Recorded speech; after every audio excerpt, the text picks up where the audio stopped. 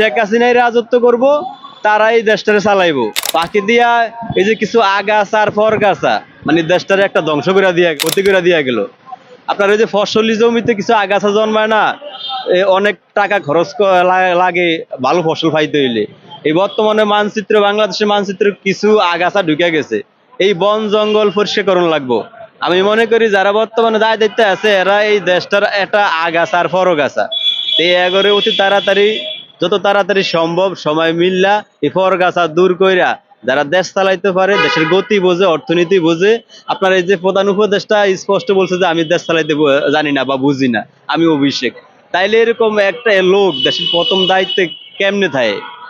আমি মনে করি মানুষ খুব তাড়াতাড়ি মানুষের ভুল বুঝবো।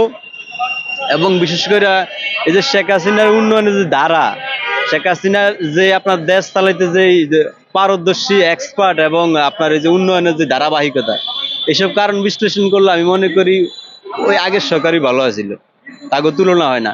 কারণ আমরা তো আপনার কারো শাসন দেখি না, ঠিক আছে, আমি আওয়ামী লীগের শাসনই দেখছি। তো ওই আগের শাসন সম্পর্কে আমার তেমন ধারণা নাই। তবে আওয়ামী লীগ যাওয়ার পরে এই এখন যারা শাসন ক্ষমতায় আছে এগুলো তো দেখছি অনেক পার্থক্য। প্রথম কথা হচ্ছে এরা এই পর্যন্ত বাংলাদেশে একটা ইট বসানোর মতন কোনো কিছু করতে পারে না, আরো করছে কি নষ্ট করছে। তাইলে আমরা ভাই আর যাই হোক, আমি যে পুলিশ দ্রুতগতিতে করতে হবে। আপনি তো ভিডিও দেখেন। মানুষের কিন্তু পুলিশের উপরে আস্থা নাই। এখন পুলিশের পোশাকটা যেমন তেমনই দেবে। মানুষের তো কনফিডেন্স থাকতে হবে যে না, পুলিশ আমাদের জন্য ভালো কিছু করতেছে। কিন্তু আমরা তো জানি পুলিশ খারাপ। পুলিশ আমাদের উপর অত্যাচার করছে, জুলুম করছে, রাস্তাঘাট ধরে বাবা ইয়ের পোটলা পকেটে ঢুকাই দিয়া আমাদেরকে ফাঁসাই দিছে। এরকম তো অনেক হয়েছে। এখন আপনি ওই বিষয়টা কি করবেন? আপনি এই দেশে একদম মানে সব 100% শুদ্ধ এরকম কেউই পাইবেন না। ঠিক আছে, আমি ধরে লইছি আওয়ামী লীগের কিছু খারাপ কাজ করছে, হাজারো খারাপ নজির আছে, কিন্তু আপনি এরকম আশা করতে পারবেন না যে ভবিষ্যতে যারা ক্ষমতায় তারা মানে একদম সৌদি আরব স্টেপ দেশ চালাইবো। ওইটা এই দেশে কামনা করেন না। আপনি আগে একবার ভাবেন যে আপনার আমি আর আপনি কোন দেশে জন্মাইছি, ওই হিসাব করে আমার কথা কওয়া দরকার। দেন কিছু কিছু দেশও মানুষের দাম স্বর্ণের মতন, আবার কিছু দেশে মানুষের ময়রা গেলে ইন্না নিলেও পড়ে না। আমরা তো এরকম লো ক্লাসের দেশে জন্মাইছি।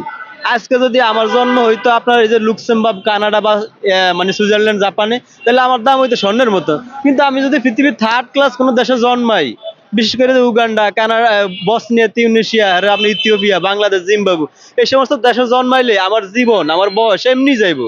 এটার আপনি কোনো সূত্র দিতে পারবেন না, কারণ আমি জন্মাইছি থার্ড ক্লাসিক দেশে, আমার জীবন এমনি যাইবো। আমি চাইলে কি এই দেশে কেউ প্রধানমন্ত্রী আই কি কইতে পারবো যে আমি একেবারে সবার প্রিয় হয়ে যাবো? হ্যাঁ, আমার সবাই ভালো বইব, ভালো কইবো, সবাই আমার বাহাবা দিব, এরকম এই দেশে আশা করেন না। কারণ এটা যত চেষ্টা করেন লুক্সেমবার্গের মতন হইব না। তাহলে আপনারা তো 100 আশা করেন কেমনে? আর ভুল ত্রুটি তো নির্বাচনে বা ক্ষমতা যারা থাকে তাকে থাকি। আপনি ক্ষমতার বাইরে যাইলে ফাঁকনা ফাঁকনা কথা কইতে পারবেন সবাই, কিন্তু ক্ষমতা যায় দেখেন, এই যে সার্জিস আলম, আসাদ আব্দুল্লাহ কত বড় বড় লম্বা লম্বা কথা কইছে না, কিন্তু সময়ের ব্যবধানে অন দেখেন তাকে জনপ্রিয়তা একদম শূন্য। নাকি যেটা বাস্তবসম্মত, সেটা হচ্ছে আমরা কিন্তু একটা গুঞ্জন দীর্ঘদিন যাবৎ শুনে আসতেছিলাম যে 20 তারিখে ডোনাল্ড ট্রাম্প ক্ষমতা গ্রহণ করার পরে আওয়ামী লীগ ফিরে আসবে। এই বিষয়টা কিভাবে? শোনেন, ওই ডোনাল্ড ট্রাম্প ঠিক আছে পৃথিবীর সর্বোচ্চ দেশের প্রধানমন্ত্রী, এই পর্যন্ত ঠিক আছে, কিন্তু পররাষ্ট্র নীতি আলাদা। আমরা মানে এরকম ভাবা উচিত না যে ডোনাল্ড ট্রাম্প ক্ষমতা আইলি মানে শেখ হাসিনা বয়ে যাইব, এরকম না। হয়তো একটা রুচিপূর্ণ ইয়া আছে, যেহেতু প্রধানমন্ত্রী নরেন্দ্র মোদীর সাথে যথেষ্ট সম্পর্ক আছে, আর ভারত তো শেখ হাসিনা ইস্যুতে এক পায়ে দাঁড়ানো, ওই সমস্ত ব্যাপার যদি বিশ্লেষণ করেন তাইলে বোঝা যায় আওয়ামী লীগের কিছু একটা লাভ আছে, ঠিক আছে, আহামরি না, এই লোকতা।